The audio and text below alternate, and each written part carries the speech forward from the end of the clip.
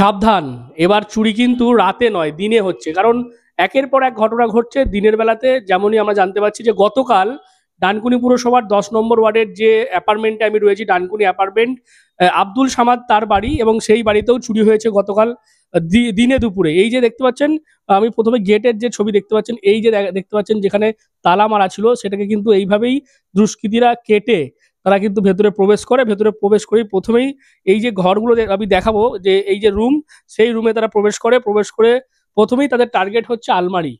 সেই আলমারিতে কি ছিল না ছিল সেটা তারা প্রথমে তন্ন তন্ন করে দেখে, সমস্ত কিছু ছড়িয়ে ছিটিয়ে দেয়। এবং এই যে জায়গা দেখতে পাচ্ছেন, ঠিক এখানেই বেশ কিছু সোনার গহনা ছিল। সেই সোনার গহনাগুলো তারা কিন্তু এখান থেকে নিয়ে নেয়। এবং পাশের যে রুম আমি একবার দেখাবো, এই পাশের রুমেও কিন্তু সেখানেও যারা এই দুষ্কৃতী ঢোকে তারা সেখানেও একেবারে লন্ডভন্ড করে দেখেছে, বিভিন্ন জিনিসপত্র সেগুলো ছড়িয়ে ছিটিয়ে রয়েছে।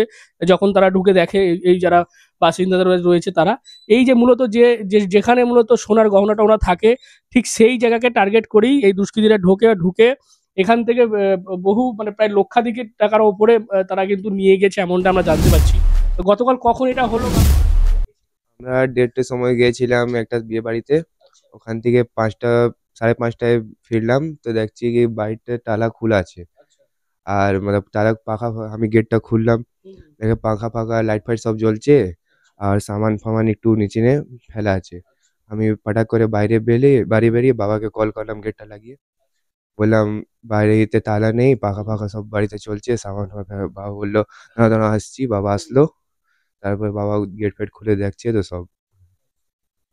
সব তালা ভেঙে নিয়ে গেছে। হ্যাঁ, তালার লকটা কেটে দিয়েছে।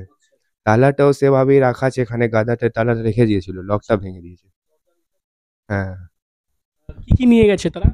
সোনা ফোনা, ক্যাশ, কিছু পয়সা, সোনা সব, সোনাটা নিয়ে গেছে। কত টাকা সোনার গহনা নিয়ে গেছে ওরা? 15 পার আছে, 15 লাখ টাকা পার। তারপর কি তোমরা পুলিশকে জানিয়েছো? হ্যাঁ, পুলিশ এসেছিল, বাবা পুলিশকে ডাকলো, পুলিশ এসেছিল। তো পুলিশ এসে ফটো ছবি ফবি তুললো, আবার থানাতে ডাকলো, থানাতে কিছু কাজ ফাজ করে তারপরে ডাকলো। কি জানা গেছে মানে কারা কি এসেছিল? না না, সিসিটিভি ক্যামেরা দেখছে একটু, বলছে দেখে, ডাকছে, রাত্রিবেলা ডাকবে আমাদেরকে আবার। এই যে দিনে দুপুরে মানে কাউকে কি সন্দেহ আছে মানে প্রতিবেশীর মধ্যে বা আমরা কোথাও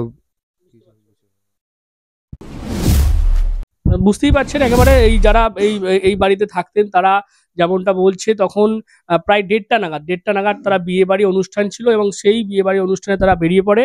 এবং তারপর যখন 5টার সময় তারা ঢোকে, প্রথমেই কিন্তু যখন তারা দেখতে পায় তাদের চক্ষু চড়ুক গাছ। কারণ এই যে দরজা, সেই দরজার যে এই যে গেট, সেখানে তালা মারা ছিল। তারপরে কিন্তু সেখান থেকে দেখতে পাচ্ছেন সুন্দর করে কাটা হয়েছে, কেটে সেই তালাকে খুলে তারপর তারা প্রবেশ করে এই যে বাড়ি, সেই বাড়িতে গিয়ে সেখানে যে প্রচুর পরিমাণে যে সোনা গহনা ছিল সেইগুলো তারা নিয়ে নেয়। প্রায় যেমনটা বলছে আনুমানিক প্রায় 15 লক্ষ টাকার ওপরে সোনা তারা নিয়ে চলে গিয়েছে, এবং পাশাপাশি ক্যাশ কিছু অর্থও নিয়ে গিয়েছে। তবে এই অন্যান্য ক্ষেত্রে যেমন দেখা যায় অনেক কিছু ভাঙা বা অনেক কিছু করার, নষ্ট করার, সেই সব কিছু না করে শুধুমাত্র সোনার গহনাগুলোকেই কিন্তু এই দুষ্কৃতীরা টার্গেট করেছে, এবং সেগুলোকেই তারা নিয়ে গিয়েছে। ইতিমধ্যেই এই ঘটনায় ডানকুনি থানায় অভিযোগ দায়ের করা হচ্ছে, এবং পুলিশ ইতিমধ্যে বিষয়টি জানতে পেরেছে। পুলিশের পক্ষ থেকে ডানকুনি থানার পুলিশ তারা গতকালও এসেছিলেন, আজকেও এসছেন।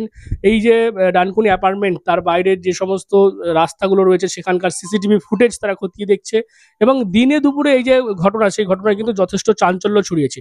এবং আপনাদের জানিয়ে রাখি যে শুধুমাত্র এই যে ডানকুনির 10 নম্বর ওয়ার্ডে ডানকুনি অ্যাপার্টমেন্টের দিনের বেলা চুরি তা নয়, আপনারা জানেন যে কয়েকদিন আগেই আমরা দেখিয়েছি 15 নম্বর ওয়ার্ড, সেখানেও কিন্তু এক মহিলার বাড়িতে সেখানে দিনে দুপুরে চুরি হয়। তারা শান্তিনিকেতন যাচ্ছিলেন, এবং তারপর দিনের বেলাতেই তাদেরকে ছেড়ে যখন তাদেরকে কেয়ারটেকার এসে বাড়িতে দেখে, তখনও দিনের বেলাতে তাদের বাড়িতেও চুরি হয়েছিল। অর্থাৎ একের পর এক দিনের বেলাতে এরকম চুরির ঘটনা ঘটছে। এবং শুধুমাত্র ডানকুনি নয়, ডানকুনির পাশাপাশি আপনারা জানেন যে বেগমপুর, সেখানে জোড়া সোনার দোকানে চুরি হয়েছিল। সেই ঘটনার কিন্তু এখনো পর্যন্ত যেমনটা আমরা জানতে পারছি যে পুলিশের পক্ষ থেকে তদন্ত চলছে, কিন্তু কোনো কেনারা করা যায়নি। পাশাপাশি 10 দিন আগেই আপনারা দেখেছেন যে গরলগাছা সোনার দোকান, সেখানেও ক্রেতা সেজে চুরি করা হয়েছে। অর্থাৎ জায়গায় জায়গায় ডানকুনি, চণ্ডীতলা বিভিন্ন জায়গাতেই এভাবেই কিন্তু চুরির যে দুষ্কৃতীরা তারা তারা কিন্তু দেখতে পাচ্ছি আমরা চুরির এরকম কাণ্ডগুলো ঘটছে, এবং যার ফলে কিন্তু যথেষ্ট একটা একদিকে যেমন চাঞ্চল্য সৃষ্টি হয়েছে, অন্যদিকে কিন্তু প্রশ্ন উঠছে নিরাপত্তা নিয়ে। কারণ যেভাবে দিনের একেবারে দেবালকে সেখানে ডানকুনি 10 নম্বর ওয়ার্ড হোক, এই যে ডানকুনি অ্যাপার্টমেন্ট আব্দুল সামাদের বাড়ি হোক, বা 15 নম্বর ওয়ার্ডের যে মহিলার বাড়ি, সেই এইরকম একের পর এক যে বাড়িতে চুরি হচ্ছে, সেটা কিন্তু পুলিশের নজরদারি নিয়ে একটা প্রশ্ন উঠছে। এবং দেখার পুলিশ এই সমস্ত বিষয়গুলো, যেখানে একের পর এক যে সোনার দোকান থেকে শুরু করে এই যে বাড়িতে যেখানে মানুষ বসবাস করে সেখানে যেভাবে দিনে দুপুরে চুরি হয়ে যাচ্ছে, সেটা নিয়ে পুলিশ কি পদক্ষেপ নেয় এখন সেটাই দেখার। আপনারা কি বলবেন এই বিষয় নিয়ে? অবশ্যই কমেন্ট করেন কমেন্ট বক্সে। এরকম আরো খবর পেতে নজর রাখবেন ডিএনএন বাংলায়। ডিএনএন বাংলা সবার মনে, সবার ওখানে।